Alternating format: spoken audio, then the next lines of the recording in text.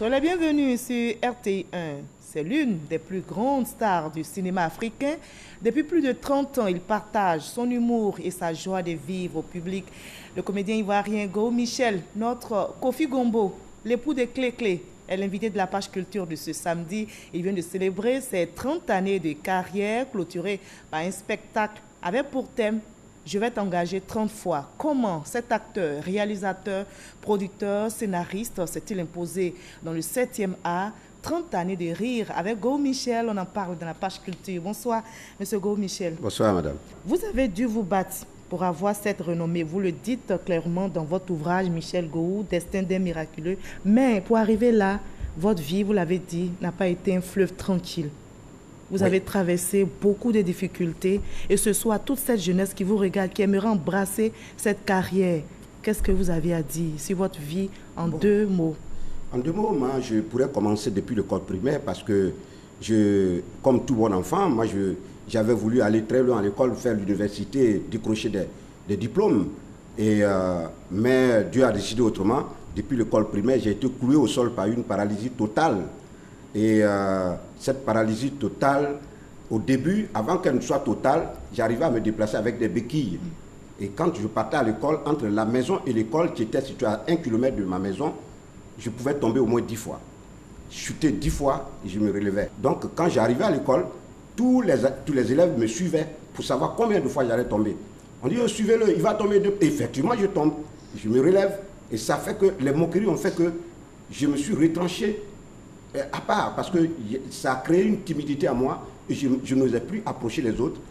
Et franchement, c'était difficile à supporter. J'étais timide et pour combattre cette timidité, mon maître Yobo Victor, à l'époque, m'a demandé d'intégrer le groupe de kermesse de l'école. Et c'est là que j'ai eu le salut. Et quand j'ai intégré le groupe, j'ai vu qu'effectivement, au lieu de m'isoler, ça m'a quand même permis de combattre cette timidité. La paralysie est devenue totale. Je n'arrivais plus à me tenir sur mes jambes. Et j'étais couché là, j'attendais maintenant que la mort arrive. Parce que mes parents ont tout fait, ils ont parcouru les hôpitaux, chez les guérisseurs, mais rien. Go, oui. Finalement, vous avez réussi à surmonter. Oui. Vous êtes guéri et malgré tout, vous êtes aujourd'hui devenu un grand comédien. Je suis comédien, mais grand là, il faut enlever ça. Grand comédien parce que vous avez un nombre de films à votre actif, quand même. Oui, quand même, je suis peut-être... Vous avez une renommée aujourd'hui internationale. Go, c'est la Côte d'Ivoire, Go, c'est le continent, Go, aujourd'hui, c'est l'international. Oui, c'est l'international. C'est l'international parce que c'est ce que j'ai visé comme objectif, sortir de la Côte d'Ivoire, vendre la Côte d'Ivoire en dehors de l'Afrique.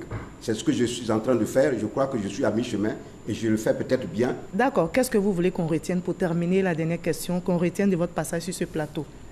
Le 1er novembre, j'ai un film qui sort. Ça s'appelle Le gendarme de Abobo, qui a été réalisé par Antoine Vassi. Ça sort le 1er novembre.